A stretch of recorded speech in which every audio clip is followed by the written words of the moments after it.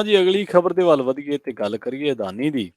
ਕਹਿੰਦੇ ਜਦੋਂ ਕਲਮ ਚੱਲਦੀ ਹੈ ਨਾ, ਚਾਹੇ ਉਹ ਕਿਸੇ ਜੱਜ ਦੀ ਚੱਲੇ ਤੇ ਚਾਹੇ ਕਿਸੇ ਪੱਤਰਕਾਰ ਦੀ ਚੱਲੇ, ਫਿਰ ਉਹ ਚੱਲਦੀ ਪਤਾ ਲੱਗਦੀ ਹੈ ਕਿ ਚੱਲੀ ਹੈ। ਹਿੰਡਨਬਰਗ ਨੇ ਇੱਕ ਰਿਪੋਰਟ ਸ਼ਾਇਰ ਕੀਤੀ। ਅਦਾਨੀ ਪਹਿਲਾਂ ਤਾਂ ਆੜੇ, ਹਰ ਕਾਰਪੋਰੇਟ ਬੰਦਾ ਪਹਿਲਾਂ ਡਰਾਉਂਦਾ ਧਮਕਾਉਂਦਾ ਇਸ ਤਰ੍ਹਾਂ ਦੀਆਂ ਇਨਵੈਸਟੀਗੇਟਿਵ ਰਿਪੋਰਟਸ ਨੂੰ। ਆਪਾਂ ਦੇਖਿਆ ਦੀ ਵਾਇਰ ਦੇ ਨਾਲ ਕੀ ਕੁਛ ਹੋਇਆ, ਮਾਣਹਾਨੀ ਦੇ ਮੁਕੱਦਮੇ ਦੇ ਰੂਪ ਦੇ ਵਿੱਚ, ਜਦੋਂ ਜਯੰਤ ਸ਼ਾਹ ਦੀ ਖਬਰ ਲਾਈ ਸੀ। ਪਰ ਹੁਣ ਦੱਸਦੇ ਆ ਵੀ ਸਮੇਟਾ ਸ਼ੁਰੂ ਹੋ ਗਿਆ ਬਾਜ਼ਾਰ ਦੇ ਵਿੱਚੋਂ। ਗੱਲ ਸੁਣਨ ਦੇ ਵਿੱਚ ਇਹ ਆ ਰਹੀ ਹੈ ਵੀ ਜਿਹੜੇ ਸ਼ੇਅਰ ਬਾਜ਼ਾਰ ਦੇ ਵਿੱਚ ਵੇਚਣੇ ਸੀ, ਜਿਨ੍ਹਾਂ ਦੇ ਬਾਰੇ ਬੜਾ ਇਹ ਆ ਰਿਹਾ ਕਿ ਫੈਬਰੀਕੇਸ਼ਨ ਮੈਨੀਪੂਲੇਸ਼ਨ ਕੀਤੀ ਗਈ ਸੀ, ਉਹ ਵੀ ਸਮੇਟ ਲਏ। ਤੇ ਫਿਰ ਸਮੇਟੇ ਕਾਹਤੋਂ ਸ਼ਰਮਾ ਜੀ? ਪ੍ਰਵੀਨ ਜੀ, ਇਹ ਖੂਬ ਚਰਚਾ ਹੈ ਜੀ। ਅਡਾਨੀ ਨੇ ਜਦੋਂ ਹਿੰਡਨਬਰਗ ਦੀ ਰਿਪੋਰਟ ਆਈ ਤਾਂ ਤੁਰੰਤ ਖੰਡਨ ਕੀਤਾ, ਜੀ। ਉਸ ਨੂੰ ਖਾਰਜ ਕੀਤਾ। ਹੂੰ। ਫਿਰ ਜਦੋਂ ਗੱਲ ਬਣਦੀ ਨਹੀਂ ਦਿਖੀ, ਫਿਰ ਉਹਨੂੰ ਦੇਸ਼ ਤੇ ਹਮਲਾ ਕਰਾਰ ਦਿੱਤਾ। ਹੂੰ। ਇਹ ਤਾਂ ਜੀ ਰਾਸ਼ਟਰ ਤੇ ਹਮਲਾ ਹੈ, ਭਾਰਤ ਤੇ ਹਮਲਾ। ਉਹ ਕਹਿੰਦਾ ਭਾਈ ਆਪਣੇ ਧੋਖੇ ਧੜੀਆਂ ਨੂੰ ਰਾਸ਼ਟਰਵਾਦੀ ਆੜ ਚ ਨਾ ਲੁਕਾ। ਇਹ ਕੰਪਨੀ ਤੂੰ ਚਲਾਉਂਦਾ ਸੀ, ਤੂੰ ਬਿਜ਼ਨਸ ਕਰਦਾ ਸੀ, ਤੂੰ ਧੰਦਾ ਚਲਾਉਂਦਾ ਸੀ, ਤੂੰ ਕਾਰੋਬਾਰੀ ਸੀ। ਉੱਥੇ ਦੇਸ਼ ਕਿੱਥੋਂ ਆ ਗਿਆ? ਤੂੰ ਦੇਸ਼ ਦੇ ਲੋਕਾਂ ਨੂੰ ਵੀ ਉਨਾ ਹੀ ਲੁੱਟਿਆ। ਸੋ ਫਿਰ ਜਦੋਂ ਨੇ ਉਹ ਤੱਥ ਰੱਖੇ, ਫਿਰ ਕਹਿੰਦੇ ਜੀ ਮਾਣਹਾਨੀ ਦਾ ਕੇਸ ਕਰਾਂਗੇ। 413 ਪੰਨਿਆਂ ਦਾ ਜਵਾਬ ਤਿਆਰ ਕਰ ਲਿਆ ਜੀ। ਤੇ ਉਹ ਕਹਿੰਦੇ ਆ ਜਾ ਅਮਰੀਕਾ ਹੀ ਆ ਜਾ, ਫਿਰ ਆ ਜਾ ਦੇਖ ਲੈਂਦੇ ਆ ਵੀ ਕੋਰਟ ਕਚਹਿਰੀ ਵੀ ਆ ਜਾ।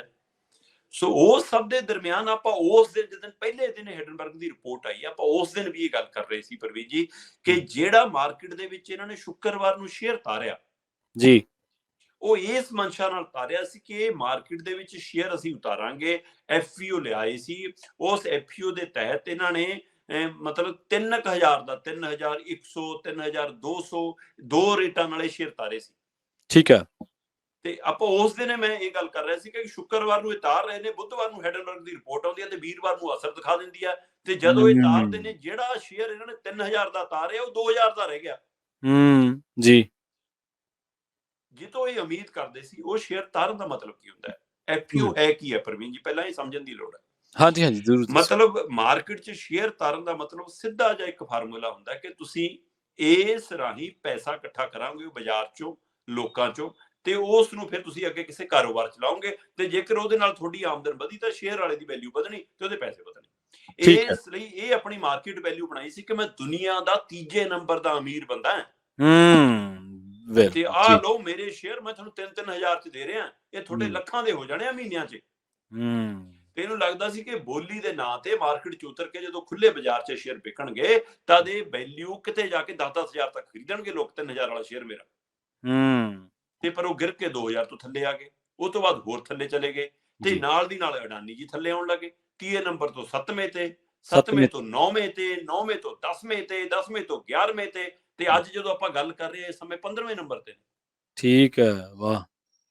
ਤੇ ਭਾਰਤ ਦੇ ਵਿੱਚ ਵੀ ਟੌਪ ਤੇ ਅਡਾਨੀ ਚਲਾ ਗਿਆ ਫਿਰ, ਜਿਹਦੀ 9.80 ਲੱਖ ਕਰੋੜ ਤੱਕ ਦੀ ਮਤਲਬ ਵੈਲਿਊ ਚਲੀ ਗਈ ਸੀ। ਤੇ ਉਹ ਜਦੋਂ 7ਵੇਂ ਨੰਬਰ ਤੇ ਆ 7.88 ਲੱਖ ਕਰੋੜ ਰਹਿ ਗਈ ਸੀ, ਉਹ ਅੱਜ ਦੀ ਤਰੀਕ ਦੇ ਵਿੱਚ 6.14 ਲੱਖ ਕਰੋੜ ਰਹਿ ਗਈ। 9 ਕੁਛ ਤੋਂ ਲੈ ਕੇ 6.14 ਲੱਖ ਕਰੋੜ ਤੱਕ ਆ ਜਾਣਾ ਵੱਡੀ ਗਿਰਾਵਟ ਹੈ। ਔਰ ਮੈਨੂੰ ਇਹਦੇ ਵਿੱਚੋਂ ਫਿਰ ਉਹੀ ਫਿਕਰਮੰਦੀ ਝਲਕਦੀ ਹੈ, ਕਿਤੇ ਐਸਬੀਆਈ ਨਾ ਡੁੱਬ ਜਵੇ, SBI state bank of India, ਕਿਤੇ ਪੰਜਾਬ ਨੈਸ਼ਨਲ ਬੈਂਕ ਨਾ ਡੁੱਬ ਜਵੇ, ਕਿਤੇ LIC ਨਾ ਡੁੱਬ ਜਵੇ, ਕਿਉਂਕਿ ਵੱਡਾ ਪੈਸਾ ਲੱਗਿਆ ਇਹਦੇ ਵਿੱਚ। ਤੇ ਉਹ ਪੈਸਾ ਲੋਕਾਂ ਦਾ ਲੱਗਿਆ, ਦੇਸ਼ ਦਾ ਲੱਗਿਆ, ਨਾਗਰਿਕਾਂ ਦਾ ਲੱਗਿਆ, ਆਮ ਲੋਕਾਂ ਦਾ ਲੱਗਿਆ।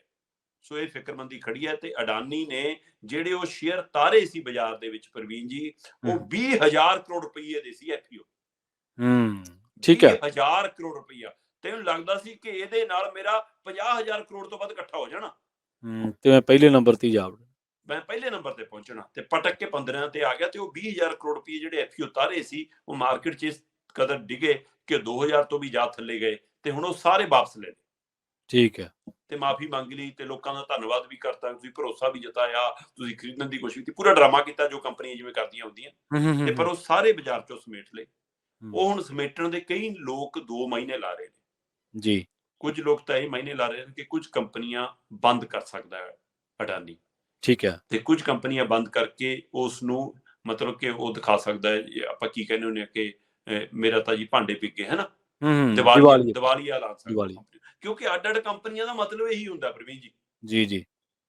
ਹੁਣ ਬਜਟ ਦੇ ਵਿੱਚ ਵੀ ਸਰਕਾਰ ਨੇ ਕਿਹਾ ਕਿ ਨਿਆਣੇ ਆਪਣਾ ਨਵਾਂ ਸਟਾਰਟਅਪ ਕੀ ਸ਼ੁਰੂ ਕਰ ਸਕਦੇ ਆ, ਹੈ ਨਾ, ਸਟਾਰਟਅਪ, ਹੈ ਨਾ। ਉਹ ਪਰ ਉਹ ਵੀ ਆਮ ਬੰਦੇ ਤੋਂ ਛੇਤੀ ਸ਼ੁਰੂ ਨਹੀਂ ਹੁੰਦਾ। ਨਹੀਂ 100 ਹੁੰਦਾ। ਚ ਇੱਕ ਆਮ ਬੰਦਾ ਹੋਊਗਾ, 99 ਕੰਪਨੀਆਂ ਨੇ ਆਪਣੇ 10-10 ਖੋਲ ਲਿਆ।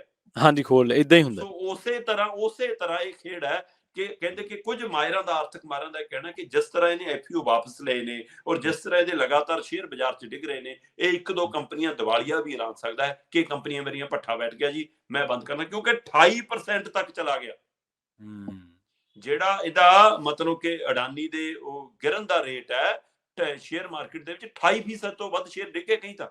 ਠੀਕ ਹੈ। ਸੋ ਜਿਹੜੇ ਆਉਂਦੇ ਦਿਨਾਂ ਛੋਟੇ ਕਿਸਾਨ, ਇਸ ਲਈ ਕਹਿੰਦੇ ਕਿ ਇਹ ਨਾ ਹੋਵੇ ਕਿ ਉਹਨਾਂ ਨੂੰ ਦਿਵਾਲੀਆ, ਤੇ ਕੁਝ ਕਹਿੰਦੇ ਕਿ ਲੈ ਜੀ ਇਹ ਵੀ ਨੀਰਵ ਮੋਦੀ ਤੇ ਉਹਨਾਂ ਦੀ ਲੈਂਸ ਸ਼ਾਮਲ ਹੋ ਸਕਦਾ, ਇਹ ਕਦੇ ਵੀ ਫਰਾਰ ਵੀ ਹੋ ਸਕਦਾ। ਸੋ ਇੱਥੇ ਤੱਕ ਸੋਚਣ ਲੱਗੇ।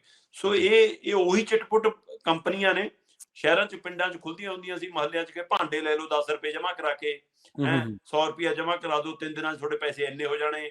ਤੇ ਕੁਝ ਲੋਕਾਂ ਨੂੰ ਸ਼ੁਰੂ 'ਚ ਮਿਲਦਾ ਸੀ ਤੇ ਫਿਰ ਪੈਸੇ ਵਧਣ ਲੱਗਦੇ ਸੀ, ਫਿਰ ਪਤਾ ਲੱਗਦਾ ਸੀ ਇੱਕ ਦਿਨ ਸ਼ਟਰ ਰਹਿ ਗਿਆ ਤੇ ਲੋਕ ਸ਼ਟਰ ਪੱਟ ਕੇ ਦੇਖਦੇ ਸੀ ਅੰਦਰ ਕੁਝ ਨਹੀਂ, ਅਗਲੇ ਫਰਾਰ ਹੋ ਗਏ ਸਾਰਾ ਪੈਸਾ ਲੈ ਕੇ।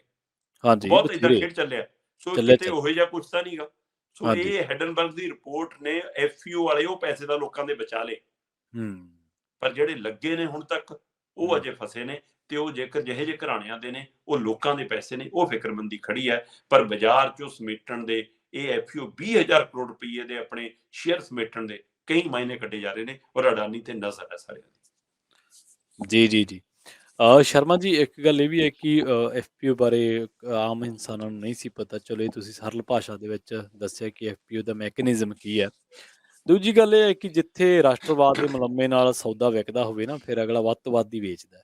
ਤੇ ਤੀਜੀ ਗੱਲ ਇਹ ਹੈ ਕਿ ਜਿਹੜਾ ਤੁਸੀਂ ਕਿਹਾ ਕਿ ਚਿੱਟ ਫੰਡ ਕੰਪਨੀਆਂ, ਉਹ ਤੁਹਾਨੂੰ ਯਾਦ ਹੋਣਾ, ਇੱਕ ਭਾਈ ਚਿੱਟ ਫੰਡ ਕੰਪਨੀਆਂ ਦੇ ਨਾਂ ਤੇ ਵਰਲਡ ਕੱਪ ਵੀ ਸਪਾਂਸਰ ਕਰਦਾ ਰਿਹਾ ਕਬੱਡੀ ਦਾ, ਤੇ ਮੁੜ ਬਿਲਕੁਲ। ਕੇ ਮੋਹਾਲੀ ਦੇ ਹਸਪੀਟਲ ਦੇ ਵਿੱਚ ਵੀ ਪਿਆ ਰਿਹਾ ਵਾਹਵਾ ਚਿਰ। ਹਾਂ, ਅੱਜ ਕੱਲ ਵੀ ਸ਼ਾਇਦ ਕਿਸੇ ਲਗਜ਼ਰੀ ਚਰਚਾ ਜਗ੍ਹਾ ਤੇ ਹੀ ਹੋਣਾ ਹੈ। ਜੀ ਚ। ਜੀ।